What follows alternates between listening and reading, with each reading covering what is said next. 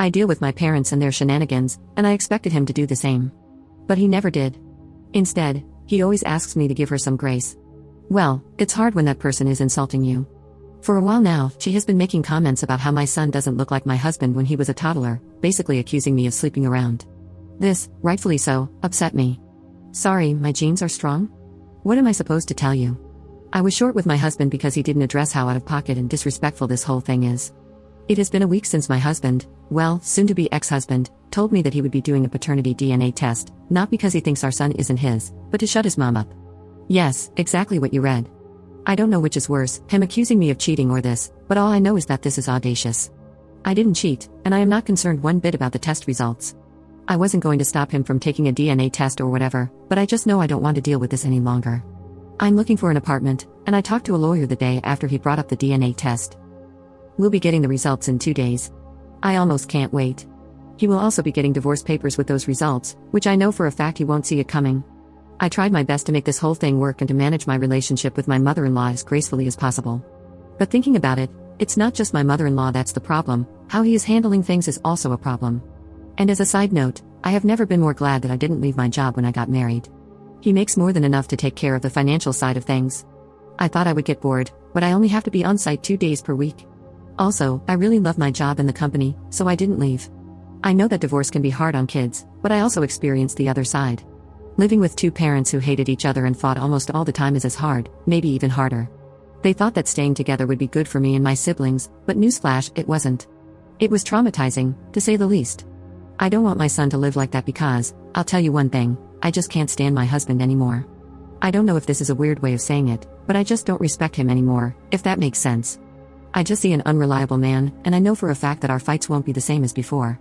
I would have said what a waste of 5 years, but I have a sweet and smart gremlin now, and having a child really pushes you to be better and to do better, so I can't complain. Update 1. Here to update you, as a lot of people were interested. But real quick, I have a comment about my last post. Please, if you are going through something serious, think twice before posting it. Obviously, I was expecting people to tell me I'm overreacting, but seeing people leave comments like, "You're a disgusting piece of crap, and I hope he takes your child from you in the divorce so you realize what kind of monster you are," was unnerving. As for the update, the day he was supposed to receive the results, I called my father-in-law and invited them to come over that evening.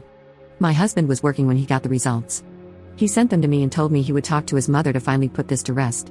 I informed him that I had already invited them for that evening and that I was just waiting for my apology before I left. I asked that he come home so we could talk before they came over. He called, and I basically told him that this is not working for me anymore. I've already talked to an attorney, filed for divorce, and it might be more expensive than a paternity test, but it would be more effective in making his mother happy. And no, I don't care that he was working when I told him. I don't think you would have either. He left work and came home. Long story short, we had a spectacular fight. He said that I am not thinking about our son and that I am overreacting because it's not like he went behind my back. And if he knew that I was this upset, he wouldn't have done it. But he knew how I felt about it. We had a heated argument when he brought it up. He just didn't care. When I gave him the divorce papers, he said he wasn't signing anything and that he'd ask his mother to apologize when his parents arrived to get it over with. Listen, I don't need him to sign it to get a divorce. It would only make things complicated, that's it.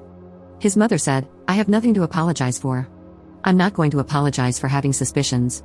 I didn't accuse you of anything, and you can leave if you want to." So that's that. I did leave that night because I wasn't going to get an apology, and he didn't seem to understand that him reinforcing that it's okay for her to do what she did is exactly why I want a divorce in the first place. He eventually told his parents he'd be coming over from time to time to check up on them, as he is their only child, and not to bother coming over anymore until she apologizes. She wasn't amused. She told me I am taking her son away and some whore would take my son too. She is not someone that you can talk to, I'll tell you that much. It's like talking to a wall. All she knows is insulting or being passive-aggressive on a good day. But anyway, we are not getting a divorce, at least not yet. We talked the day after. He said I can always file for a divorce, but we should at least try couples counseling because he doesn't want to co-parent. Edit. He doesn't want to lose his son, plain and simple. Although it's not like if we were to get divorced he wouldn't be able to see his son, but whatever. He did say, when we talked the second time, that he can see how he was wrong, especially knowing his mother. He also mentioned that he'll just shut her down if she meddles this time. But what can I do with just words? I hope he can learn a thing or two about how to deal with his mother in counseling because she is truly overwhelming.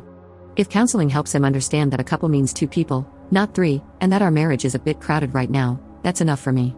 People saying that I'm overreacting in my last post made me ask myself, do I actually want a divorce, or am I just mad? I wanted the divorce at the time, it seemed like the only solution. But if counseling helps us, I can try to work things out.